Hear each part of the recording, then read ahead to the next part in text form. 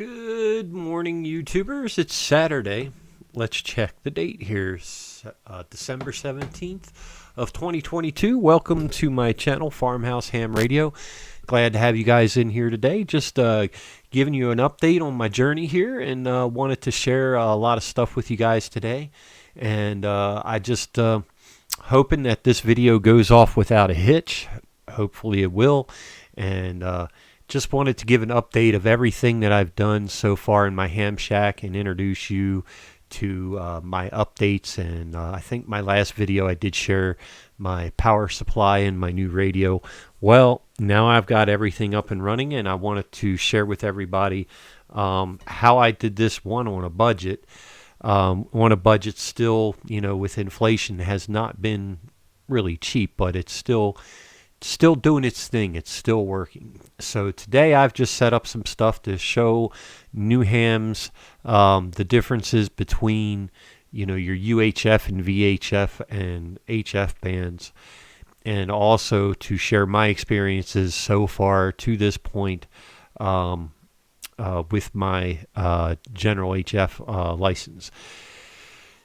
Well, it's not an HF license anyway. So, that being said, welcome to Farmhouse Ham Radio. I'm KC3QPJ. We're going to get rolling, and no music intro, none of that jazz, no fancy banners or anything like that. One of these days I might upgrade to try to keep people's attention, because it just seems at this point that people's attention spans are that of a gnat, and they watch about 5 minutes of things and think they learn it all, but that's what it is these days. So if you're a veteran of ham radio, and you don't think this would be something to interest you, feel free to scroll by. But I just want to share my experiences so far from my geographical location, and share a little bit of excitement with everybody else. Well, that being said, we're done with our setup here as far as all my install and all that fun stuff goes. So I made a homemade antenna pass-through,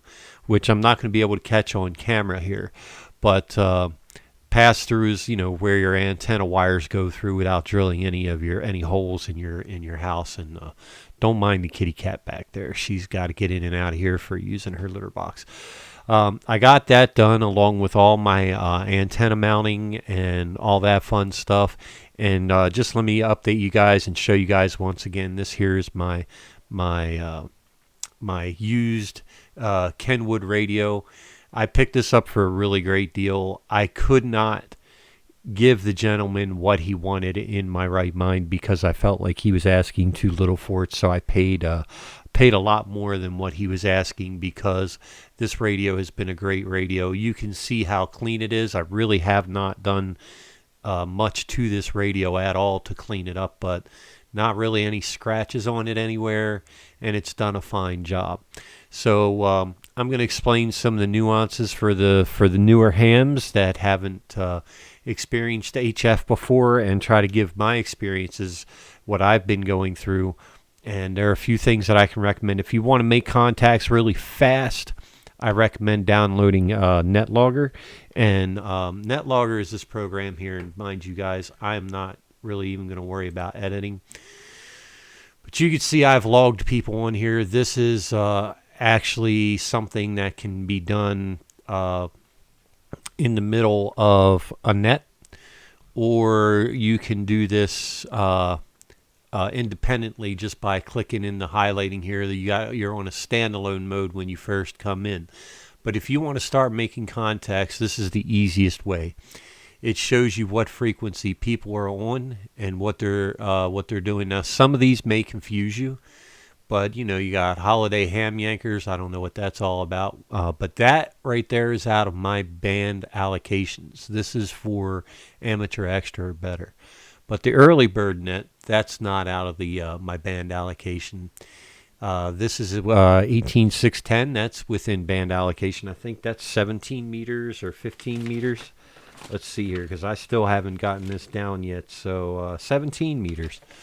17 meters is on there. You got a 2 meter, but all your HF bands. Let's go down here and see what we can do here with the with the HF bands real quick. So I think that was showing 7.185. So let's go ahead and 7.185. Oh, we're going to tune this. And the cool thing about this radio is it does have its own built-in antenna tuner. And I'll explain why I did not buy an external antenna here in just a second. Let me go back and check this this frequency real quick. Yeah, it's 7.85. Oh, so we got to add a couple of kilohertz or a couple of hertz here. So they are on 85.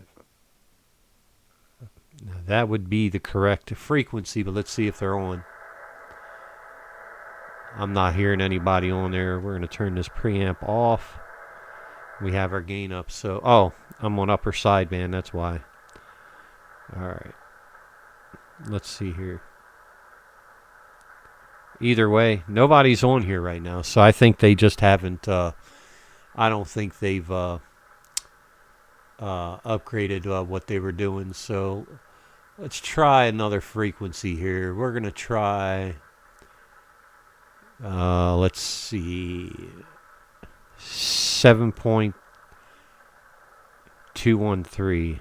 7.213.00. And once again, I must be doing something wrong here, because I'm not seeing anything in here. Odd. Low noise floor.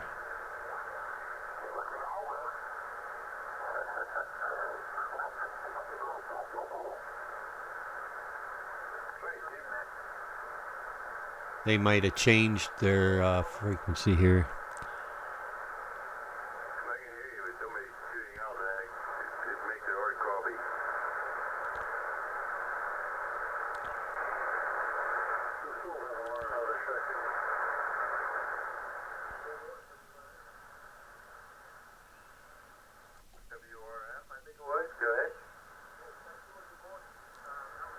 So they must have changed frequency, but here they are.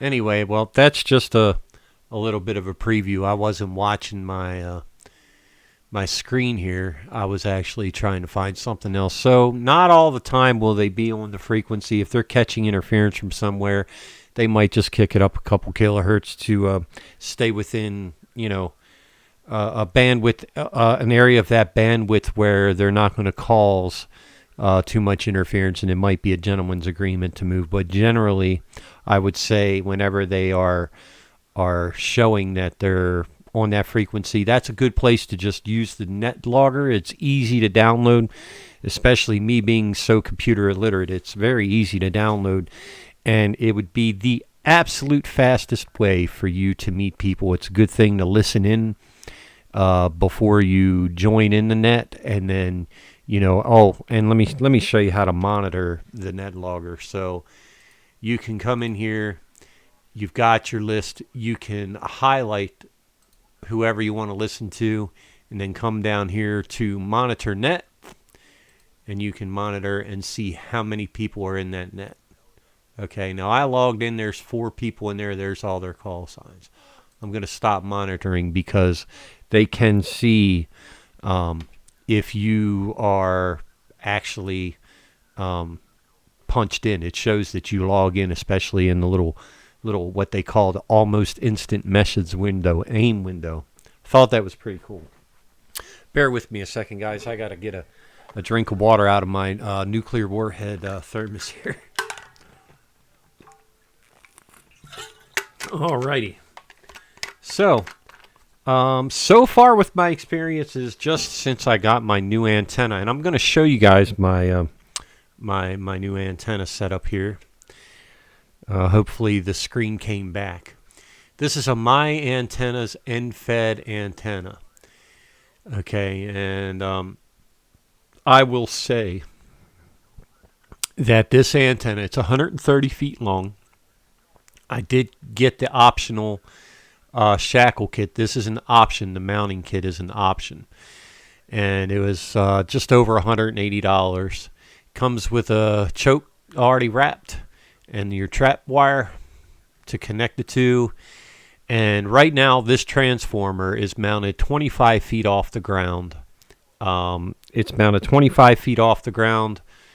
Good grief.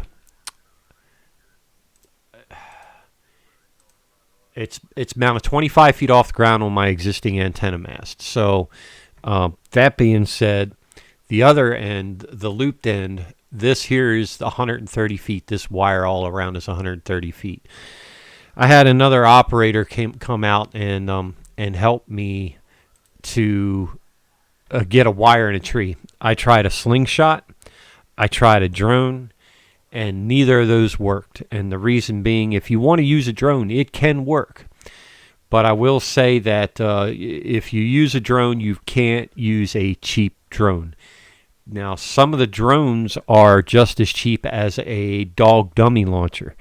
That'll help you get your line all the way over the tree. It's not going to get you precision as far as where you want to get it in the branches. But either way, with the launcher that Mr. Sandy helped me with, and a special shout out to KB3EOF and Sandy, I really appreciate your help because I was really struggling there trying to get that up. I will say that it took us about 4 total tries to get the antenna up. And once it's up there, it's up there. It's probably 50 to 52 feet high in that tree. So my antenna is in a kind of a sloped configuration. Now, when I can find a better ladder to mount my transformer end up higher toward the top of the roof, I'd like to try to do that because it's sagging a little low for my taste. It's almost right in line with my eye level here, which is about 20 to 25 feet off the ground. So the manufacturer recommended completely horizontal. Either way, with a sloped configuration, I will tell you I have gotten 2 DX contacts without hardly trying at all. I just listened out for what was going on with the calls. And let me tell you, I still have Google Earth put up here. This was my 10-meter contact yesterday. Now, if you could see this right here, I'm scrolling past. If you use Google Earth Pro, it's free software. But on this end of the grid, this is my elevation, okay? And to this grid here, that's his elevation. Actually, I think I have this backwards. Yes, I have this backwards because I pinned him and drew the path from him to me. So this is my elevation here and all the way to his elevation here. But if you can read this, I don't know how well it's going to show up, but 3,785 miles. That's on an end-fed wire antenna, 130 feet long, with the highest point being 50 feet high. Now, here's the other thing I thought was cool. And this, like I said, this is just for new hams that have not experienced HF yet. I did this on 60 watts. Now, mind you, line of sight, there's not much obstruction. And with near vertical, now the weird thing is about this that I will say. Okay, let me see if I can close this window. We're gonna try to straighten out the earth here a little bit. Let's scroll back and try to rotate. There we go. We can rotate it a little bit and then bring it back. All right. I'm going to show you exactly how I have my antenna set up real quick. I know this might seem crazy to you, but you know what? This is where I live. I'm zooming in, so if y'all want to stalk me, you can stalk me. Now, this might be a little difficult to see, but probably not too badly. Okay, guys, so on this end is where I have my antenna mast. Now, at the top of this mast that's coming up, which is going to be kind of difficult to see just because this is a satellite image. I mean, what do you want from a satellite, doggone it? But right here at the peak of the roof, down to the ground, I have my 2 meter, 70 centimeter antenna mounted vertical this way, okay? And here's the bottom living room window and the window that's directly to my right in my ham shack. So right at level with this window on the mast is where I have my transformer mounted. And then I strung my string all the way across to this tree right here. So we're kind of in a northwest to southeast configuration, and it's in this tree at the top of the tree. So that's how I have my antenna set up, and we used a dummy launcher to launch from right here over top of this tree, and it landed pretty much right on the edge of the tree just because of trajectory and wind and all that. That being said, this is how my antenna is configured, and it gets into the top of the tree, and it's 130 feet, so we know it's to this tree line. It's about exactly 130 feet from my house to here, and I was still able to make that contact, which I thought was absolutely amazing. Now, mind you, I didn't have to go through much of the United States, but let's just see here. It's actually a little further than I thought. So, yeah, that was my 10-meter contact yesterday, okay, which is 3,000 miles over to this gentleman here. And I'm not going to zoom in on his, but that was in Belgium. Wow. Yeah, I was impressed. And to me, you know, I really appreciated that just because, you know, it was my first long distance contact. Everybody talks about 10 meters and how well it propagates and all that. And usually when I'm listening, the bands are dead, but I don't get to play around. But right now I'm taking a little bit of a Christmas break here. I've had off for the last week, and I have another week off of work. So I was impressed. Now, so far, I would say my favorite band is 20 meters. It seems like propagation, in my eyes, on 20 meters is the most consistent out of all of them with the lowest noise floor. 40 meters and 75 meters, where most of the hams hang out for nets and things, those have really good propagation most of the time. Average range that I'm getting is anywhere from, you know, my point of transmission up to about 400 miles. And then sometimes I'll hear people 500 to 1,000 miles out with good propagation that day or that evening. So they're consistent for localized. And now localized with the HF, I'm saying anywhere up to 500 miles is localized. But as far as all-out propagation on a consistent basis, 10 meters and 20 meters seems to be where it's at. They're the two bands that offer the most bandwidth available for voice communications. 17 meters is very narrow. 15 meters is very narrow, as not as far as transmitting bandwidth. I'm just saying the overall amount that you can transmit on voice. And mind you, I am going to try to do Morse code because generals have privileges for Morse code in all the bands except for 160 meters or lower. That being said, guys, I am extremely excited. This has made me catch the bug. One day I may make a video of me DXing and trying to reach out and touch people. But San Juan, Puerto Rico, that was another one that I made Friday, 2 hours after I got the new antenna up. So, fellas, I will say I am not at all disappointed with my purchase on this Kenwood receiver. Proof is in the pudding that you don't need a huge budget in order to get moving and get running on your HF bands. And mind you guys, don't mind the mess here in the background. I've had a couple days of it and just didn't want to clean up today. You don't need a huge budget. I'll be upfront honest, I paid $500 for this radio. Some people will say, why in the world would you pay that much for that radio? The guy offered it to me for $300, and there's no way in my right mind that I knew it was worth way more than $300. Now, this radio does not do 50 megahertz, but it does everything from 160 up to 10 meters. No 60 meters, and it does do 30, but 30 is CW only. I don't know why 60 meters is not included in this radio, but it does receive 60 meters. So I may do a cap mod on that to get that to work. Just because it's, you have privileges with voice. But as far as the filtering on this radio, I mean, I can get this to sound pretty clear.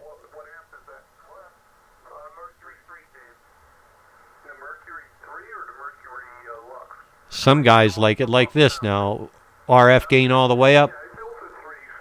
Listen to the noise increase.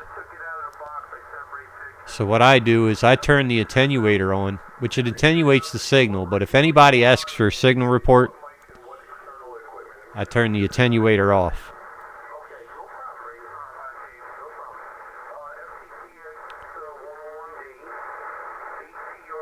But you can hear the background hissing there once you turn the attenuator off. Gains all the way up. Let's turn the attenuator on. A little bit less noise. Now listen.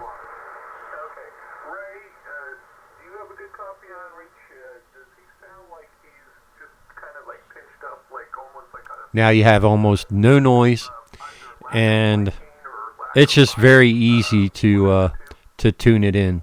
So if you want,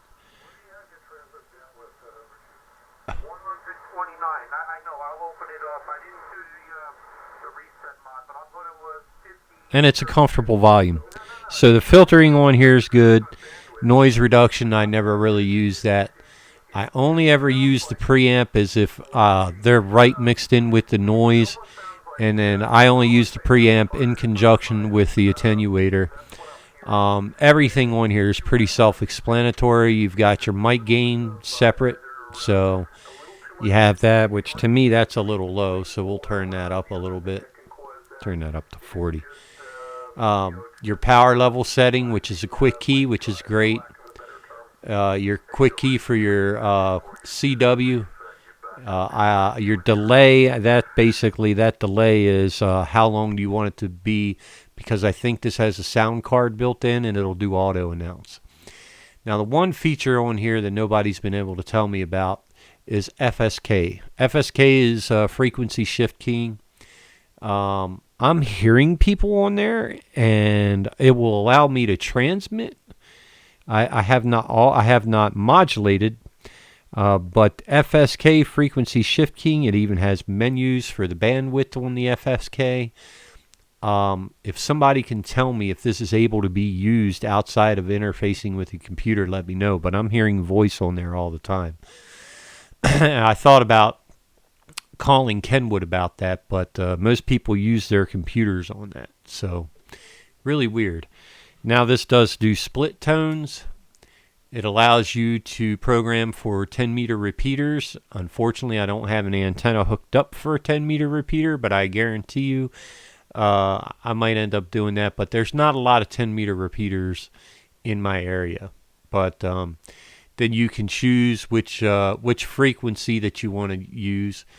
A, B, that switches between the bands. And then if you turn your split off, you can turn that off and you're back on your frequency, which is really cool. And then turn your split back on, and then you can go back to the other frequency. Now, transmission frequency set. Let's see. I can't remember how that works. I think you have to be I think you have to have the split off before you say your transmission set. But we're going to turn the split off. This is getting into too much, and it's getting a little lengthy. Receive incremental tune, RIT. That's your RIT and your RIT adjustment. Transmit your XIT transmission incremental tune. So if you're off by a couple frequencies, you can turn that on and step down or up to where they are rather than having to deal with the big knob. You have fine tuning and just regular tuning, or you can manually enter. So if you want to enter a frequency, you can do so. But this is your fine, and this is your overall. Fine really just changes the hertz, and with Alpine on, it really blasts through the hertz and gets into your kilohertz. Haven't used any of the other things except for my noise blanker, which I've had to use because of the electric fence outside. That electric fence really generates a lot of noise, and that noise blanker does an amazing job filtering that out. Well, guys, I'm here, and I'm going to continue my journey, and I'm still going to provide reviews, news, and how-tos, kind of like Mr. Jason down there, but I'm not going to use that as my motto. I really appreciate all the new subscribers, and I hope to see you guys again soon. I know this was a little long-winded, but I've been absolutely excited about this. So you all enjoy your weekend, and I'm going to keep it old school. I'm going to say Merry Christmas, Happy New Year. For those who are politically correct, Happy Holidays, and I hope to see you guys again soon. This is KC3QPJ with Farmhouse Ham Radio. Thanks once again. Subscribe, like, and share. Have a good one, guys. 7-3.